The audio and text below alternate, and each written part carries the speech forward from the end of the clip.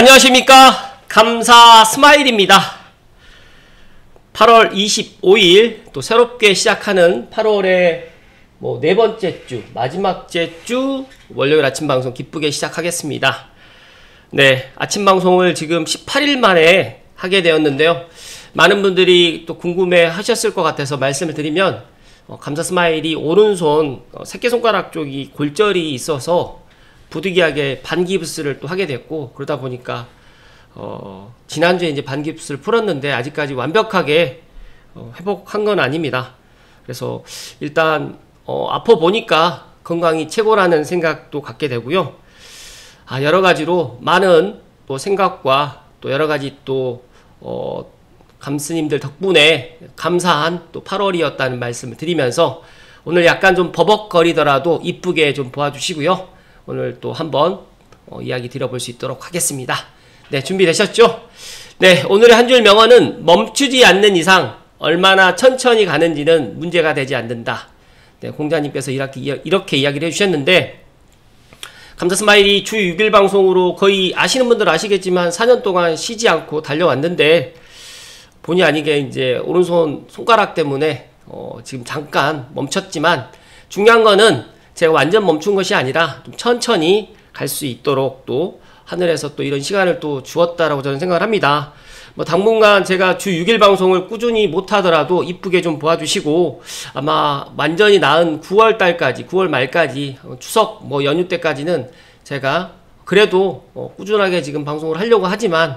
여러 가지 또 사정이 있을 수 있으니까 먼저 이야기를 드리고 오늘 준비한 소식 가지고 이야기 드릴 수 있도록 하겠습니다. 당신이 지금 잘 살고 있다는 증거 4가지. 매일 운동한다, 매일 공부한다, 그리고 저축한다, 꾸준히 독서한다. 이 4개, 이 4가지가 만약에 다 실현이 하고 실천을 하고 계시는 분들은 정말 잘 살고 있다는 말씀 드리면서, 또 최근에 감사 스마일이 또 머니넘북스에서 이제 이 책을 갖다 좀 보내줘서 부동산 행동 경제학을 갖다 지금 읽고 있는데, 상당히 좋은 내용이 많이 있어서 관련해가지고 또 발췌해서 감스님들께 또 이야기 드릴 수 있도록 하겠습니다. 감사 스마일이 지금 매일 운동은 못하고 있고, 그러나 매일 공부라든지 저축, 그리고 꾸준히 독서는 하고 있기 때문에 감스님들만이라도 꼭 이 4가지를 꼭 몸으로, 행동으로 실천하셨으면 좋겠다는 말씀 추가적으로 덧붙입니다. 그리고 이 서울 재개발 구역 지정 역사, 이걸 쭉 살펴보니까 많은 분들이 서울에 있는 또 재개발, 또 재건축 아파트를 생각을 하고, 나는 그래도 한 10년을 내다보고 투자를 하겠다라고 생각을 하시는 분들 많이 계시겠지만, 생각보다 재개발이 빨리빨리 진행이 안 되고 있고, 그 이유는 보셔서 아시겠지만 박원순 서울시장님 때 뉴타운 출구 전략으로 인해서 정비구역을 갖다가 389개를 해제를 해버렸습니다. 그러다 보니까 이거를 다시 오세훈 서울시장 때 이런 것들을 지정을 해가지고 해나가는 이런 실정에 처해 있는데, 생각보다 이게 빠르지 않고, 또 여러가지 이제 다들 알고 계시겠지만 공사비 이슈 때문에 또 빨리빨리 진행을 못하고 있습니다. 그러다 보니까 이제 지금 627 이재명 정부 첫 번째 대출을 갖다가 조금 억제하는 대출을 갖다 눌리는 이런 6억 이하밖에 대출을 안 해주는 것 때문에 시장은 지금 잠시 잠깐 멈춰 있지만, 저는 언제까지 이게 계속 가지는 않을 것이다. 빠르면 이제 제가 오늘 본론에서도 이야기 드릴 주제가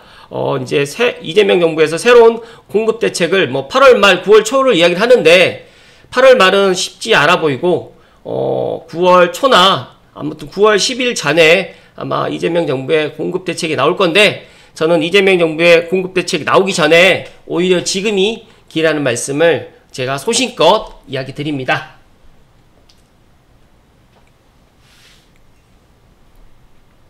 많은 분들이 감사 스마일이 무슨 일 때문에 아침 방송을 안 하느냐 정말 많이 또 여쭤보시고, 또 개별적으로 카톡, 전화, 문자까지 많이 주셨는데, 그래도 제가 방송을 한 18일 동안 안 했음에도 불구하고 구독자분들도 이탈하지 않고 또 기다려주셔서, 방송을 빌어서 제가 한 분 한 분 다 전화드려서 죄송하다는 말씀도 드리고, 또 몸 건강관리 잘 해야 되겠다는 생각을 가졌는데, 다시 한번 감사의 말씀을 드립니다. 그리고 이거는 우리나라 PBR이 10이라는 경제부총리, 지금의 현, 경제부총님이 이런 이야기를 하셨는데, 참 안타깝습니다. 제가 드릴 이야기는 정말 많지만, 제가 시간 관계상, 그러나 중요한 거는 이 이야기들을 갖다가 흘려 넘기지 마시고, 그리고 이제 우리가 투자를 하는 또 감스님들 중에서 부동산이든 주식이든 코인이든 투자를 하시는 분들은 이런 정부에서 이런 메시지를 갖다 주었을 때 내가 이런 것들을 해석할 수 있는 또 능력도 가져야 된다는 말씀 드리고 본론으로 들어갈 수 있도록 하겠습니다. 오늘 본론으로 들어가기 전에 제가 서울 부동산 매매 동향을 간단하게 좀 살펴드리면 10억 이하가 지금 규제 영향이 적어서 문의가 거래 꾸준하고요. 특히 강서의 가양에 있는 20평대 아파트가 거래가 지금 많이 되고 있고 다산, 미사 문의가 또 증가하고 있다. 그리고 최근에 감사 스마일 또 특히 고양시 덕양구에 또 감사 스마일이 또 근무하고 있는 삼성 미소부동산에 또 삼성벨트 또 지축이나 원흥이나 향동 또 덕은에 있는 아파트를 갖다 지금이라도 매수를 해야 되느냐 말아야 되느냐 문의가 정말 많은데 저는 단호합니다. 진짜 GTX-A 삼성역 개통하기 전에 그리고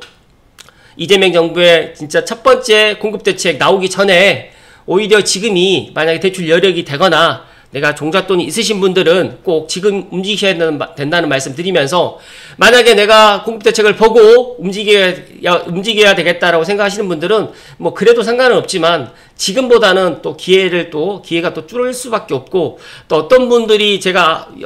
또 지난주에 또 어떤 분께서 저에게 또 이런 또 질문을 해주셨는데 지금이라도 영끌 해가지고 내 집 마련을 해야 되느냐 라고 또 저에게 또 물어보신 분들이 있으셨어요. 근데 저는 영끌은 반대입니다. 영끌까지는 하지 마시고 내 능력 범위 내에서 내가 만약에 대출까지 껴서 6억까지다 아니면 9억까지다 아니면 나는 지금 당장 입주 안 해도 되니까 갭을 끼고 한 2억에서 3억 정도의 갭을 끼고 사놓자. 뭐 1주택이긴 하지만 나의 1주택이 일단 오래됐거나 아니면 빌라거나 아니면 또 서울 수도권의 역세권이 아니거나 이런 경우에는 제가 봤을 때는 2주택까지의 전략은 나쁘지 않아 보인다는 말씀 드리면서 하지만 영끌로 모든 것들을 끌어서 그런 영혼까지 끌어가지고 이제 내 집 마련하는 것은 반대입니다. 왜 그러냐면 이 부동산 시장이라든지 어떤 투자의 시장을 갖다 제가 접하면서 느끼는 건데 또 이 부동산 행동경제학에서 이야기를 하지만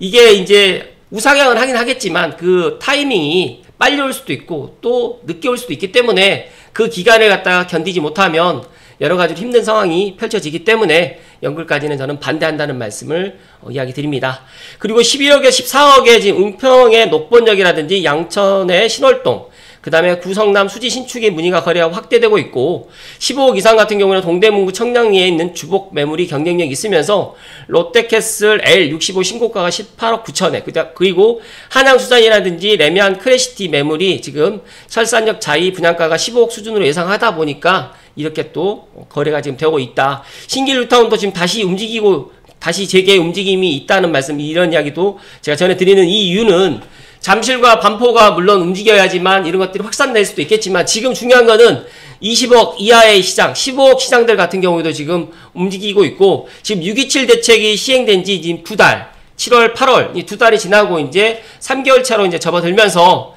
이제 시장에 있는 참여자들이라든지 또 이제 금리 인하라든지 또 공사비 인상이라는 여러 가지 이런 시그널을 보면서 지금이라도 내 집 마련을 늦춰서는 안 되겠다라는 실수요자라든지 1주택자들이 이제 또 갈아타기를 하는 분들이라든지 또 지방에 계시는 분들이 그래도 어찌됐든 간에 인서울이라든지 수도권에 내 집 마련을 하려고 하시는 분들이 증가하고 있기 때문에 이런 현상은 앞으로도 증가할 거라는 말씀 드리면서 물론 여력이 안 되신 분들은 어쩔 수 없이 3기 신도시를 기다려야 되겠지만 저는 3기 신도시를 갖다가 마냥 기다리지 마시고 3기 신도시에 있는 주변에 있는 아파트를 갖다가 볼 수 있는 그런 인사이트도 키워 나가셨으면 좋겠다는 말씀 추가적으로 이야기 드립니다.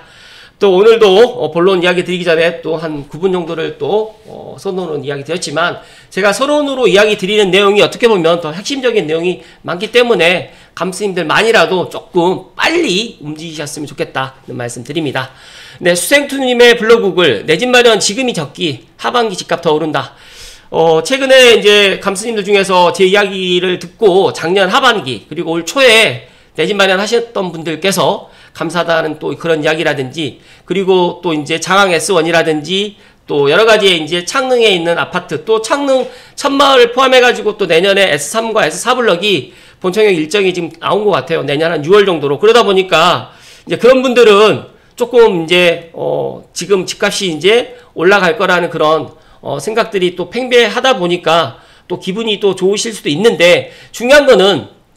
지금 내 집 마련을 못 하셨던 분들은 오히려 지금이 가장 좋은 기회입니다. 지금보다 집값이 하반기에 더 내려갈 수 있겠다라고 생각하시는 분들은 물론 하락을 주장하셨던 분들 빼고는 없고, 더 나가서 지금 올 하반기에 금리 인하도 한 번 할지 두 번 할지 그건 결정되진 않았지만 분명히 금리 인하를 할 수밖에 없고, 그리고 공사비 같은 경우에도 이제 올 게 왔습니다. 공사비가 지금 평당 1,000만원 시대가 이제 열렸습니다. 지금 이게 서울만의 일이 아니고 경기도에, 또 경기도 서울과 맞붙어 있는 지역, 그리고 많은 분들이 고양시의 아파트 분양을 이제 창릉 빼고는 없거든요. 그러다 보니까 제가 생각했을 때 이제 고양시에 있는 기축에 있는 아파트들을 지금 또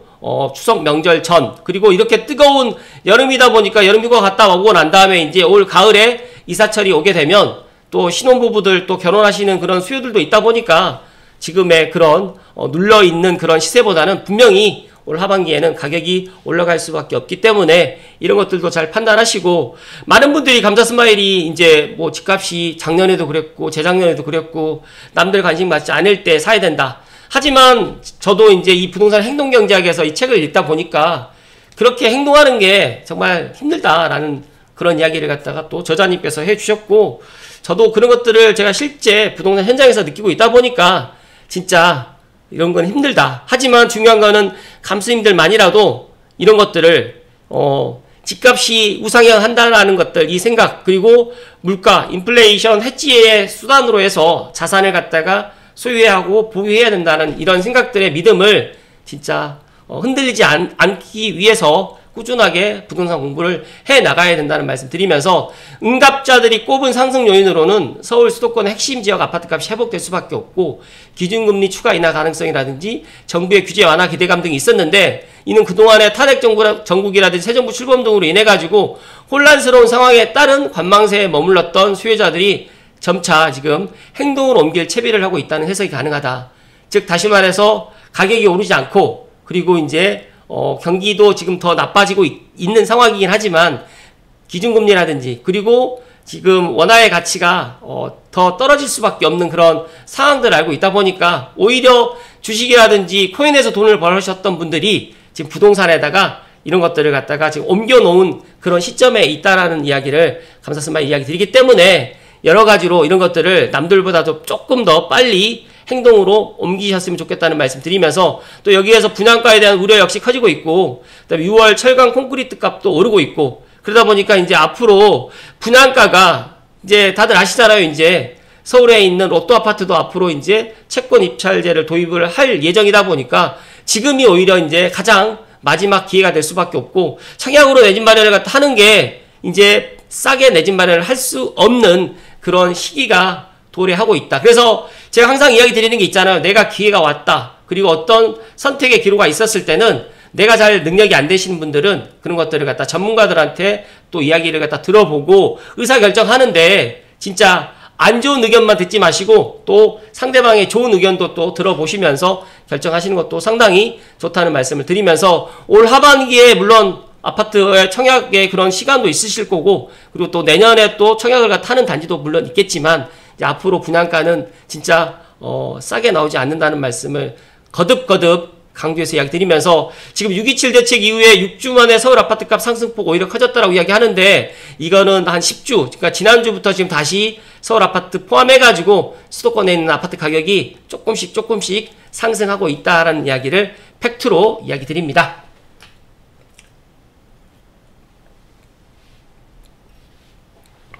감사스마일이 작년부터 이야기했던 이야기들, 그리고 올 초에 이야기를 드렸던 이야기들, 그리고 이재명 정부 출범해가지고도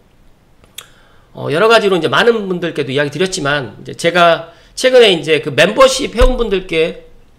또 그런 영상들을 갖다가 제가 전체 공개를 하면서 또 느낀 거지만, 제가 이야기 드렸던 내용들을 뭐 믿지 않는 거는 상관없지만, 뭐 많은 사람들에게 제가 그런 것들을 갖다 믿어달라, 그리고 이제 제 이야기대로 갈 것이다 라고 이야기 드리진 않지만, 중요한 팩트 하나는 그래도 제가 부동산 현장에서 15년 정도 또 현장에서 지금 여러 가지 중개를 하면서도 또 그런 것들을 또 직접 경험도 했고 간접 경험도 하고 있고, 문득 요즘에는 대출 때문에 또 내 집 마련을 갖다 하려고 하셨던 분들이 지금 많이 못하다 보니까 오히려 진짜 동잣돈 있으신 분들께 그런 기회가, 혜택이 또 돌아간다는 말씀 드리면서, 또 신생아 특례 대출을 또 이용해서 또 내 집 마련 하신 분들 많이 있는데, 진짜 올해 만약에 이제 분양가가 공사 평당 1000만원 시대가 열렸다고 하면 내년에 이제 이 1000만원이 900만원이 되고 800만원이 되지는 않습니다. 최저임금도 올라가고 있고, 그리고 지금 우리가 정심 한 끼를 갖다 먹는다고 하더라도 1년 전에 정심 비용보다 분명히 올라가 있기 때문에 앞으로 이런 공사비라든지 아파트 분양가는 내려가지 않습니다. 그러다 보니까 이런 것들을, 나는 내 집이 없으신 분들은 진짜 이런 믿고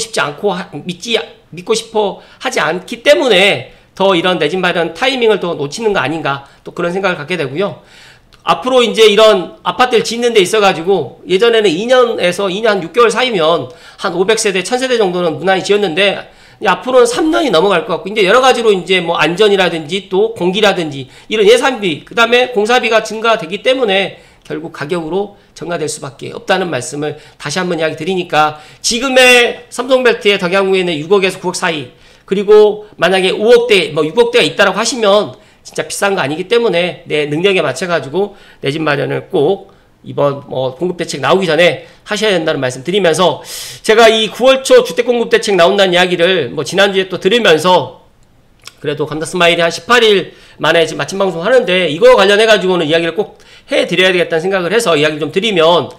이제 여기에서 나올 수 있는 대책이 3기 신도시라든지 도심 용적률 상향 포함해가지고 나오는데, 제가 결론을 드리면, 지금의 주택공급대책이 나온다고 하더라도 이재명 정부 끝날 때쯤, 거의 한 5년 차쯤 됐을 때 첫 번째 입주를 하게 되면 정말 다행이지만, 저는 그렇게 되지도 않을 거라는 말씀을 저는 경험을 통해서 제가 이야기 드립니다. 그 이유는 2019년도에 감사스마일이 창능 천막을 발표를 했을 때 유튜브를 했는데, 진짜 작년이 아니죠. 올 초에 창능 천막을 본청약을 하는 것을 느끼고, 그 다음에 2027년 12월에서 2028년